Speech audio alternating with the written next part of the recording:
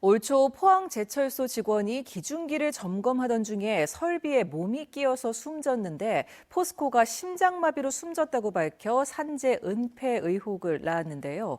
고용노동부도 당시 부실하게 초동 수사를 했고 포스코의 주장대로만 본부에 보고한 사실이 국정감사에서 드러났습니다. 장성훈 기자입니다.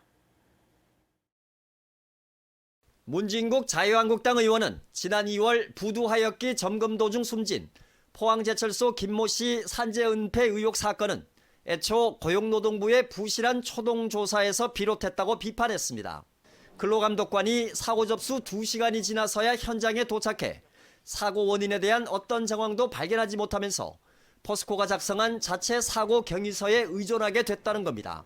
비상체계가 제대로 운영되었더라면 이보단 좀 더 빨리 도착할 수가 있지 않겠습니까? 심지어 이런 상황에서 고용노동부 포항지청은 본부에 올린 동향보고서에 포스코의 주장과 마찬가지로 개인 질병이 사망 원인으로 추정된다고 섣불리 기재한 것으로 드러났습니다.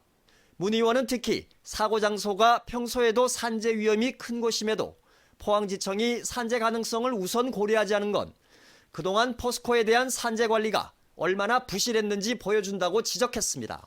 그랩이라는 장소를 기계를 맞물려 돌아가는 위험 장소라는 것을 사전에 알아서 했고 또 초동 조사를 제대로 했더라면 섣불리 개인 질병이라고 언급한 사측의 주장 그대로 보고를 하지 않았을 거로 봅니다.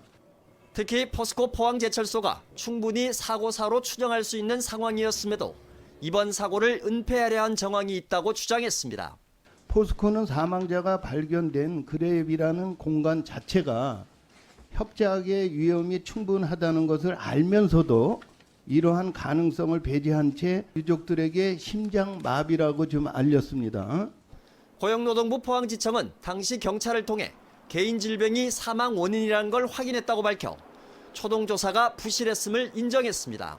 그 경찰의 유선으로 확인했던 경찰의 의견을 갖다가 적시를 했던 겁니다.